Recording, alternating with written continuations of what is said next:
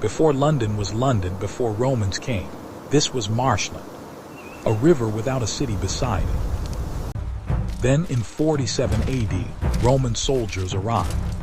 They saw what others missed, the perfect place to cross. They built a wooden bridge, and where the bridge stood, a settlement grew. They called it Londinium. Within years, merchants arrived from across the empire.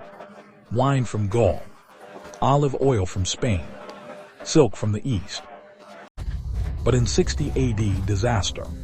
Queen Boudica of the Iceni led her warriors here. Londinium burned to ash.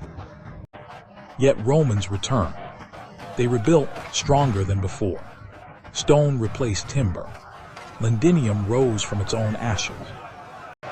By 122 AD, Emperor Hadrian himself visited. The forum he saw was the largest north of the Alps. For protection, they encircled the city with walls.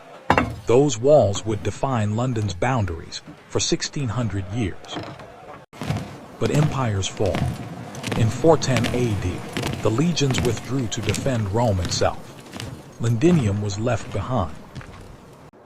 For centuries, the city slept. Weeds grew through Roman pavements. The great buildings crumbled into silence and shadow. In 886 AD, Alfred the Great saw opportunity in these ruins. He rebuilt the walls. Londoners returned. A new people made this their home. Saxons, Vikings, traders from across the northern seas. London lived again. In 1065, King Edward built a great abbey at Westminster. He would not live to see it finished. Then came the Normans.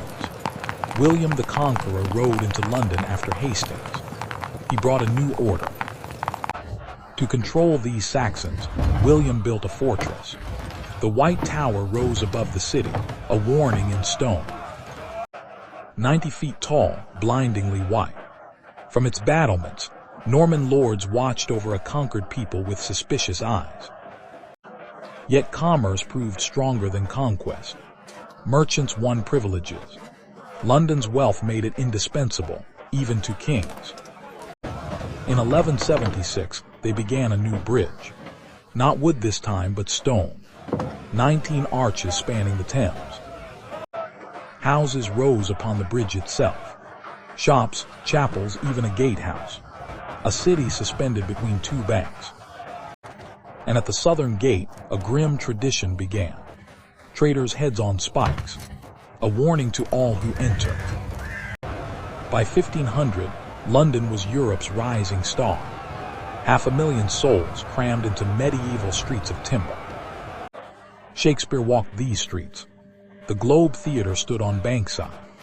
It was London's golden age of culture. But timber cities burn.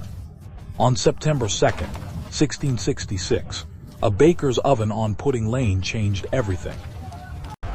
For 4 days the fire raged. 13,000 houses, 87 churches, old St. Paul's Cathedral itself consumed. When the flames died, London looked like Pompeii. Ruins stretched from tower to temple. The medieval city was gone. But Londoners had rebuilt before. This time they would build in stone. And they had a genius, Christopher Wren. Wren dreamed of a new London. Wide boulevards, grand piazzas, a dome to rival Rome. Not all dreams came true. But St. Paul's he did build. 35 years of construction. And when completed in 1710, it was magnificent. 52 new churches rose from the ashes. Wren's spires transformed London's skyline into a forest of white stone. From the stone of one man's faith, a new inscription emerged, RESURGAM, I shall rise again. And London always does. When Queen Victoria took the throne in 1837, London held 2 million people. By her death, 6.5. The Industrial Revolution remade everything. Factories devoured the countryside. Railways sliced through ancient neighborhoods. London became the monster city. The Thames became an open sewer. In the Great Stink of 1858, Parliament itself couldn't meet from the smell. Joseph Bazalgette answered with engineering genius. 1,000 miles of sewers beneath the streets. London's invisible salvation. In 1863, something revolutionary emerged, the Underground. The world's first subway, carrying Londoners beneath their own streets. Grand railway stations rose like cathedrals to steam. St. Pancras, Paddington, King's Cross, gateways to an empire. The embankment tamed the Thames itself. Bazalgette reclaimed land from the river, creating the waterfront London knows today. Tower Bridge opened in 1894. Gothic towers housing hydraulic machinery. London's most recognizable silhouette was finally complete. By 1900, London was the largest city Earth had ever known, capital of an empire spanning the globe. Yet most Londoners lived in poverty. Slums spread behind grand facades. Victorian London was two cities in one.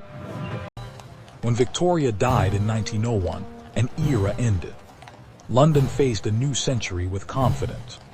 That confidence would be tested.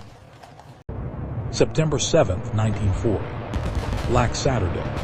300 German bombers darkened the sky above London's East End docks. For 57 consecutive nights, the bombers came. Fire wardens, nurses, ordinary Londoners became heroes in the darkness. December 29, 1940. The Second Great Fire of London. Incendiaries rained down. The city burned again.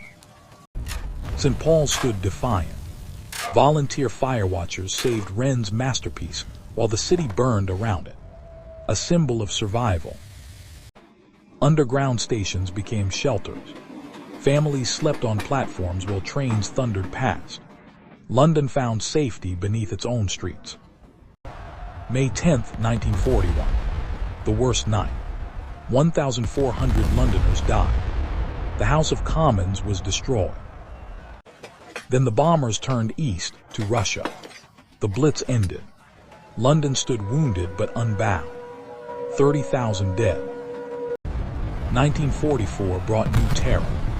V-1 flying bombs. V-2 rockets. Hitler's vengeance weapons striking without warning until war's end. Victory came in 1945. London celebrated in the streets. But the city that partied was a city in ruins. Bomb sites would scar London for decades. But even from craters, something new would grow. London always rebuilds. In 1991, something unexpected rose from abandoned docklands. One Canada Square. London's first true skyscraper. A new direction. The millennium brought celebration. On the Thames, the London Eye rose. A wheel of light for a new century. The millennium brought celebration. On the Thames, the London Eye rose. A wheel of light for a new century. In 2004, the Gherkin emerged in the city. Norman Foster's cucumber-shaped tower sparked a new architectural race. Each tower earned a nickname. The Gherkin, the cheese grater, the walkie-talkie. Londoners personalized their new skyline with humor. Then came the Shard. 2012. Renzo Piano's glass spear pierced London's sky. 310 meters of ambition. That same year, London hosted the Olympics. The world returned to celebrate, and London welcomed them in style. From Roman trading post to global metropolis, 2,000 years of destruction and rebirth, and London keeps building. Walk London streets today, and you walk on Roman roads. Beneath your feet, layers of history sleep undisturbed. Every generation has destroyed and rebuilt this city. Vikings, fire, plague, bombs. Yet London endures. London transforms. London rises. 9 million people call this city home. They speak 300 languages. From every nation on earth, London. The Romans who built that first bridge could never have imagined this. but they would recognize the spirit. Trade and commerce, diversity and ambition, destruction and rebirth. This is London's eternal story. 2,000 years old, always changing, forever London. Resurgam. I shall rise again. And London always does.